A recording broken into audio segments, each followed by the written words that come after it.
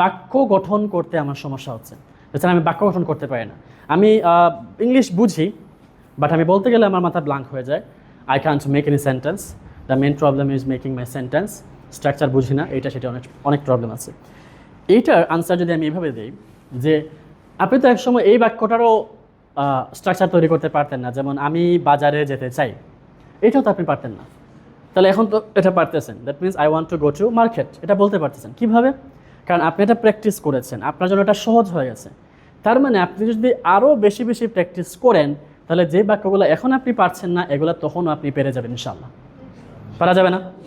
যে আমরা আমাদের দিকে যদি ফোকাস করি, যে আমরা একসময় কি বলতাম যে আমি বাজারে যেতে চাই, এটা ইংলিশে আমরা পারতাম না। আমি লিখতে চাই, এটাও আমরা পারতাম না। আমি কথা বলতে চাই, এটাও আমরা পারতাম না। আমি ইংলিশ শিখতে চাই, এটাও আমরা পারতাম না। কিন্তু নাও এটা আমাদের জন্য সহজ হয়ে গেছে। দ্যাট মিনস বোঝা গেল যে ভবিষ্যতে যদি আমরা আরও বেশি প্র্যাকটিস করি, তখন যেগুলো আমরা এখন পারতেছি না, আমরা কী করবো? ওগুলোও পারবো ইনশাল্লাহ। দ্যাট মিনস আপনারা যারা সেন্টেন্স স্ট্রাকচার গঠন করতে পারছেন, আপনাদের জন্য সলিউশনটা হচ্ছে এটা খুবই সহজ সলিউশন, যে আপনি যেই বাক্যগুলো অলরেডি পারেন, যেমন আমি বাজারে যেতে চাই, I want to go to market. আমি স্কুলে যেতে চাই, I want to go to school. আমি টাইম সিটিতে আসতে চাই, I want to come to time city. আমি ইংলিশ শিখতে চাই, I want to learn English. এগুলো আপনি বেশি বেশি প্র্যাকটিস করেন।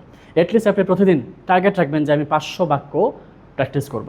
যদি আপনি প্রতিদিন 500 বাক্য প্র্যাকটিস করতে পারেন, এই যেমন তারা যারা আছেন, আপনাদের আজকে কত নম্বর ক্লাস চলছে? 15 নম্বর ক্লাস চলছে। তাদের আর 2টা ক্লাস পরে ক্লাস শেষ হয়ে যাবে।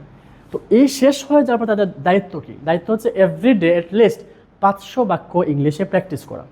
এখন এই 500 বাক্য যদি ওনারা ইংলিশে প্র্যাকটিস করেন আগামী 6 মাসের মধ্যে ওনারা ইংলিশে কথা বলতে পারবেন ফ্লুয়েন্টলি ইনশাআল্লাহ। পারা যাবে তো ইনশাআল্লাহ? কিন্তু মেন সমস্যা হচ্ছে ওই 500 বাক্য আর প্র্যাকটিস ওনারা অনেকেই করবেন না। তো প্র্যাকটিস যদি আপনি না করেন, তাহলে আপনি ইংলিশ কীভাবে শিখবেন? আপনি যদি ক্লাসে আসছেন, ইংলিশে ইমপ্রুভ হয়েছে, সবাই ইমপ্রুভ হয়েছে। আগে যতটুকু ইমপ্রুভ ছিল ইংলিশে যতটুকু পারতেন, এখন কি তার চেয়ে বেশি পারেন না? ডেফিনেটলি। তার মানে বোঝা গেল যে আমরা যদি আরও 3 মাস আমাদের গ্রাফিক ডিজাইন কোর্স চলবে, আর এই সময় যদি আমরা বাক্যগুলো প্র্যাকটিস করি, যেগুলো সহজ বাক্য, আরও 3 মাস, 4 মাস, 5 মাস, 6 মাস, ইংলিশ যদি আমরা 6 মাস পরেও শিখি, আমাদের তো লস নেই, আমাদের তো লাভ হচ্ছে। দ্যাট মিনস আমরা চেষ্টা করবো যে আমাদের প্র্যাকটিসটা যেন আমরা চালায় যাই 6 মাস পেপে। আর প্রতিদিন যদি আমরা 500 করে বাক্য প্র্যাকটিস করি, তাহলে 6 মাসে হয়ে যাচ্ছে আমাদের প্রায় বিশাল বাক্যের ভান্ডার হয়ে যাবে আমাদের। প্রায় ধরেন 50,000 উপরে বাক্য আপনার প্র্যাকটিস হয়ে যাবে। সো আপনি চিন্তা করে দেখেন। আর আপনি বলবেন যে নতুন নতুন বাক্য কই পাবো? আপনি ফ্রিকোয়েন্টলি যে বাক্যগুলো অলরেডি প্র্যাকটিস করছেন গতকাল, ওগুলোই আপনার আবার করেন। আপনি 250 নতুন নিয়ে আসেন, 250 আবার পুরাতন নিয়ে আসেন, যেগুলো অলরেডি প্র্যাকটিস করছেন। তো ফ্রিকোয়েন্টলি যে বাক্যগুলো প্র্যাকটিস করবেন, তখন এই বাক্যতে আর কোনো প্রবলেম আপনার থাকবে না ইনশাআল্লাহ। তখন দেখবেন যে আপনার বাক্য স্ট্রাকচার গঠন করতে কোনো সমস্যা হচ্ছে না, বাক্য বলতে কোনো সমস্যা হচ্ছে না। আপনারা দেখবেন যে আমাদের দৈনন্দিন জীবনকে যদি আমরা ডিভাইড করি, তাহলে দেখা যাবে যে আমরা যেগুলো অলরেডি গতকালকে বলছিলাম, এগুলো আমরা এখনও বলতেছি। Right or wrong?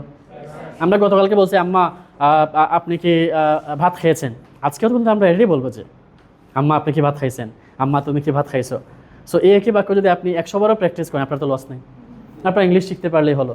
সো ইনশাআল্লাহ সবাই যারা দেখছেন ভিডিওটা এবং কমেন্ট করছিলেন যারা যে আপনার বাক্য গঠন করতে সমস্যা, ফ্রিকোয়েন্টলি বাক্যগুলো গঠন করেন, এভরিডে আপনারা প্র্যাকটিস করেন, ইনশাআল্লাহ all the problems will be removed ইনশাআল্লাহ।